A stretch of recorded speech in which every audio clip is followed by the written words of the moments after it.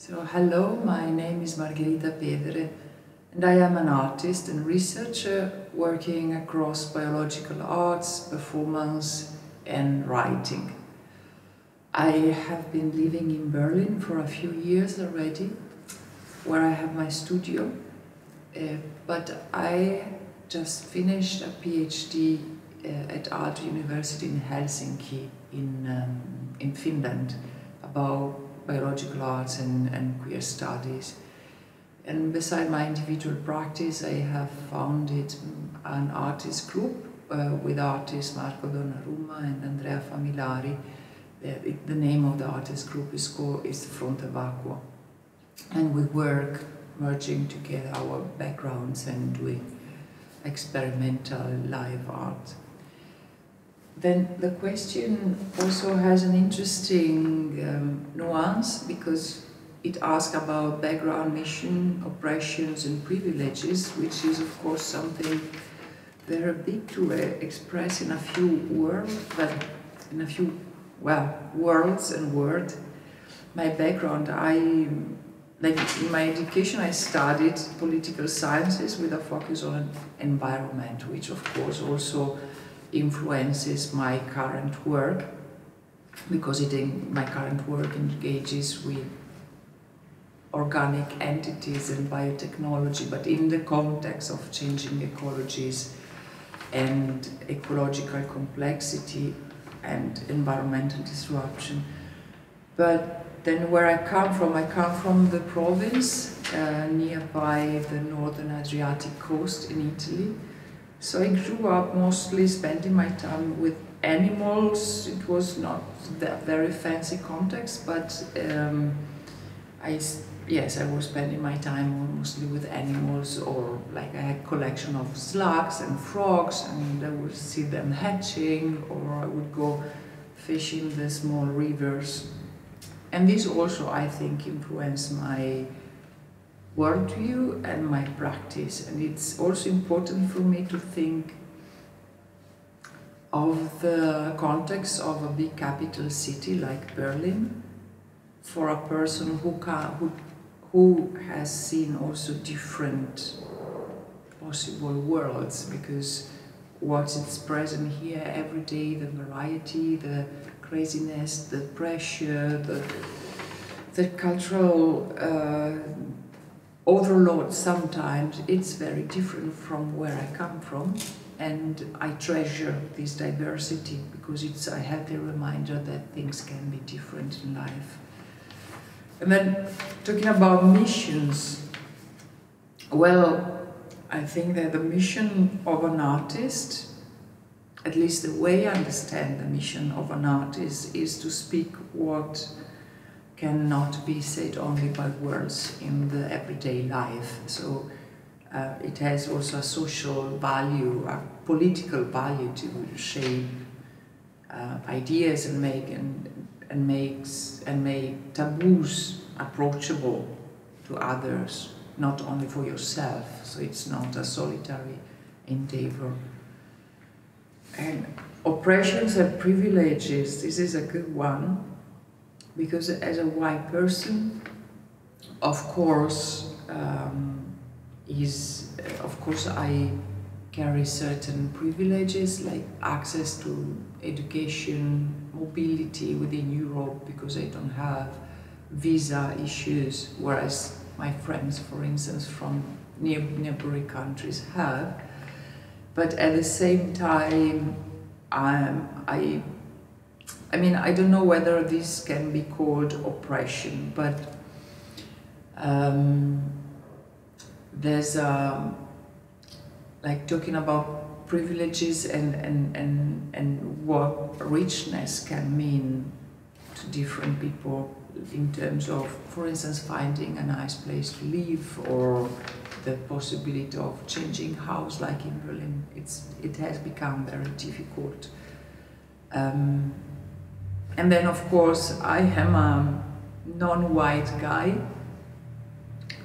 so my body carries a history, or her story, of a lineage also of fights for determination, fights for rights, and fights for a world a view of the world that is not based on hierarchies.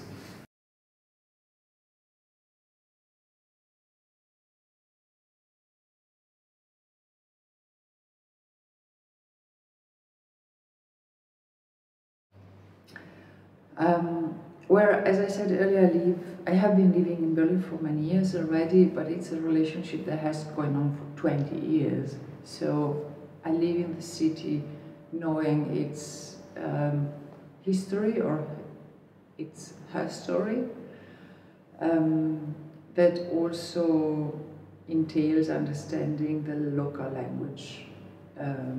I think it's important to this brings up an aspect that I see quite common in the art world, that it's mostly an English-speaking context. And I learned English by speaking it. I never lived in an English-speaking country, so my accent is strong and I make a lot of mistakes. But it's also, this language is also making it possible that people communicate easily. At the same time, I think we should not forget it's a colonial language. So the fact that we can talk about these very urgent topics also has to do with the history of power that made English this sort of almost universal language. And this has also a consequence that even though my German is better than my English, I speak mostly English for work, even if living in Berlin. And then, of course, German is a difficult language. It takes a bit of time to learn. But it creates a discrepancy between sometimes the topics of the world, or of the work of the people I engage with, and the fact that English is always the mainstream language. And it also creates a big barrier. It's a matter of accessibility of the language, but also it's a matter that, okay, then let's speak English because it's just easier. And then this in turn makes it more difficult to understand also the culture or the nuances of the place where you live. So I spoke about languages rather than where do you live, because language also creates a space where you live and shapes the relationships you have with the context. And my context is an art context, which of course sometimes feels like a bubble, but at the same time it's very important for me to nurture relationships, for instance, with my neighborhood or with the cultural institutions or the place where I have the studio that are German, and that what also the other language that is not perfect, because I'm not a native speaker neither in English nor in German, but that at least trying to speak the local language is makes it possible to engage in the context without being someone who comes from the bubble. Let's put it like this, perhaps.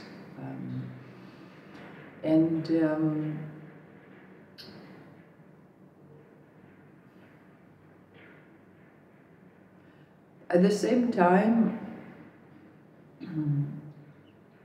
this art bubble makes me reflect that I have strong relationships with colleagues who live far away from my address, like my colleagues in Finland, the Bioart Society, or the Finnish Bioart Society, or colleagues in Croatia, for instance, Container. In Berlin, I've been working very closely with Art Laboratory Berlin. But at the same time, I haven't been working that much in Italy, although I have more personal friendships in the art in Italy, so someone who's maybe not that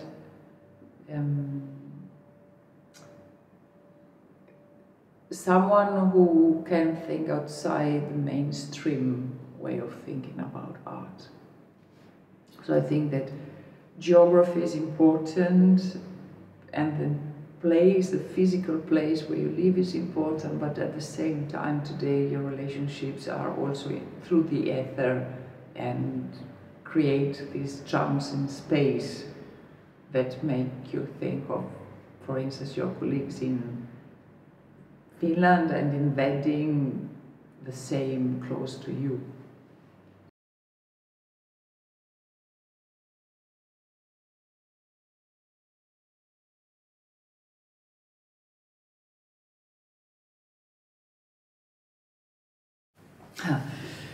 That's also a good one, because I guess that for many artists there's a strong personal motivation to do this very challenging job. Like, you don't get very rich, it's not easy, you have to invest a lot of time and resources, and so in order to do it, one must have something very strong inside. Call it vocation, call it motivation. I think sometimes it's an obsession and a demon.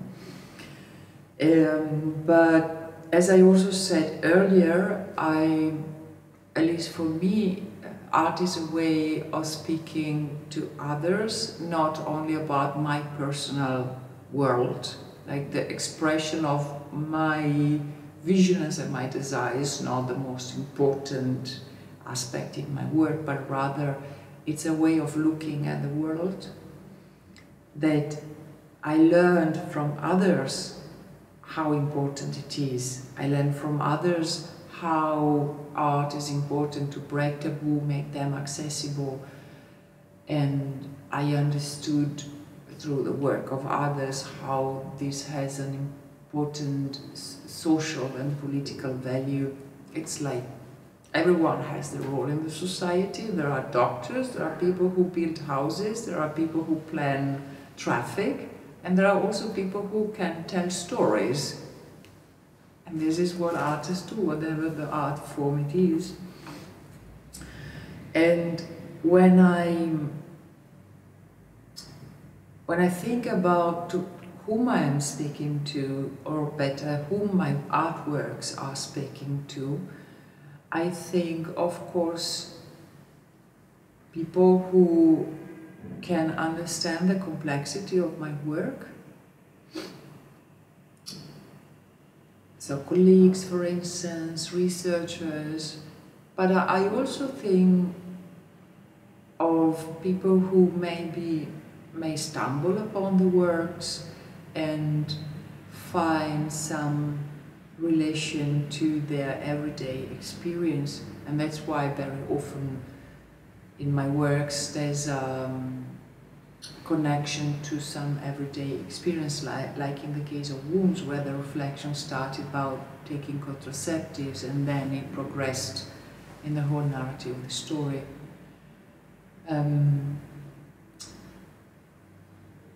Because it happens that even if the whole layers of the work may not filter through, at least one of them may. So I'm speaking to the general audience in my work, and I try not to define it too narrowly, because I like to think about the diversity of those who can encounter the works. And the reason for my commitments, whether they are personal or collective, I think that when I say that there is a strong motivation or obsession or demon, this also implies how one may want to contribute to society, but at the same time include also this inner need. And then, of course, they are collective, because I'm not thinking about the artists who... My role, let's say that my role models were artists who were highly imaginative and dared to do things that were not so acceptable, maybe. But at the same time, my role models were also someone who spoke for others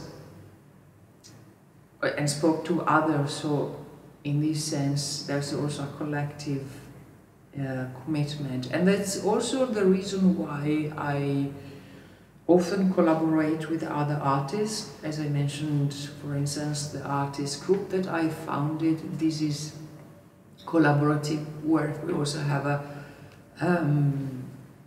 we've worked very well on how to credit the work with each other, that how to share the direction of the pieces and so on. But also the show that I just realized with Teresa Schubert and Karolina Ziniewicz, that was also a collective effort.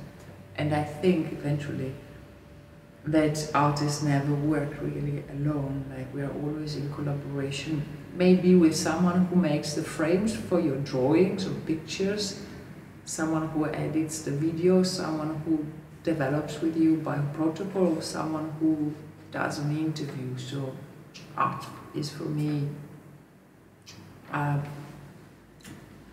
the jungle, it's conjoined, individual and collective, and you cannot separate them.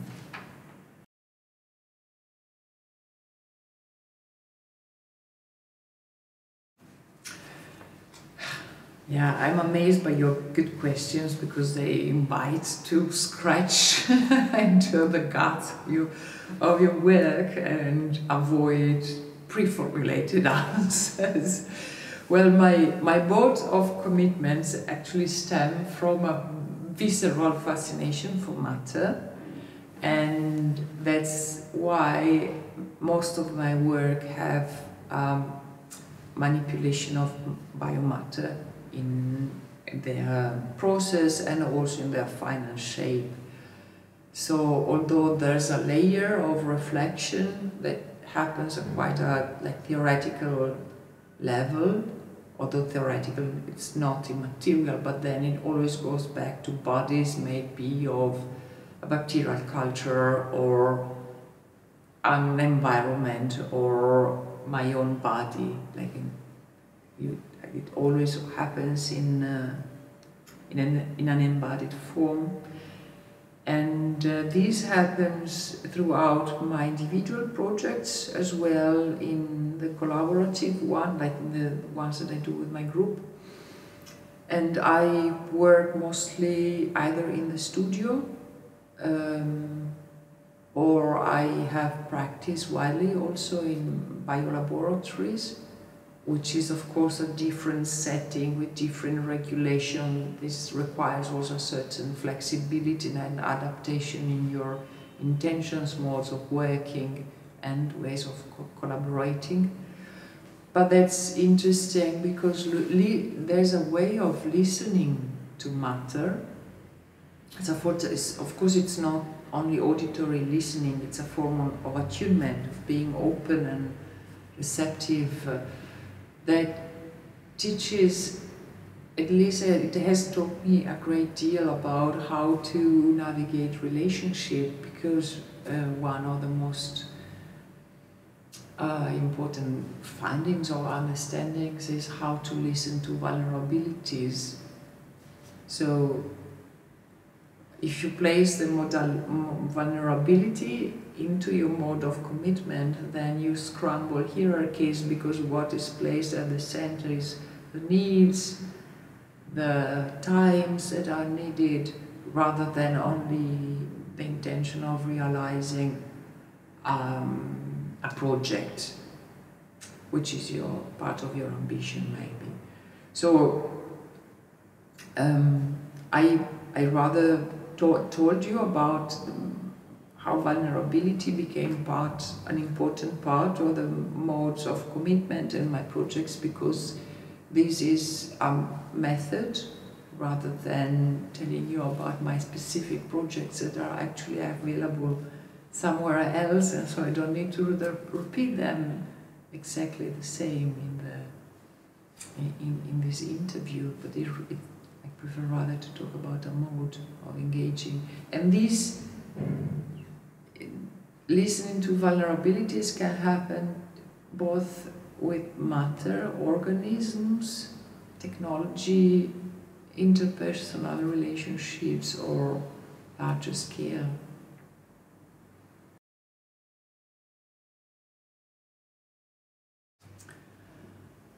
Yes and no, in the sense that labels are always to be taken with a pinch of salt and are always imperfect and always lacking in the mission of being all-encompassing.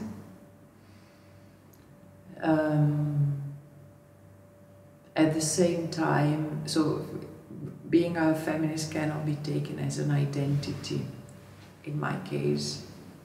At the same time, feminist has played a huge role in my becoming, both as an artist and as an individual, and as a researcher.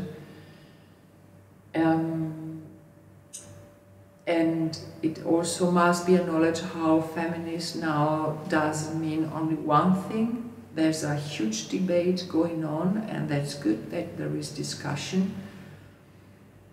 So my understanding of feminism is not based on the biological definition of what a female is.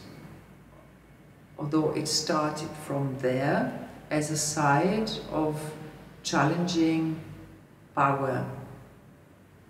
So I'm thankful and I am indebted to all those who in the past have challenged and tried to overcome the oppression that female bodies, the way they were understood, were experiencing.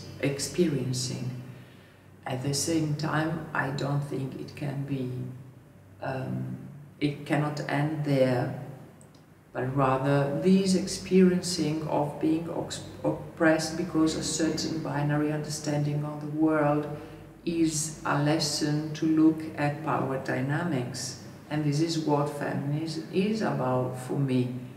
It's not only about gender, but rather gender becomes the first side of oppression and the first side for fights.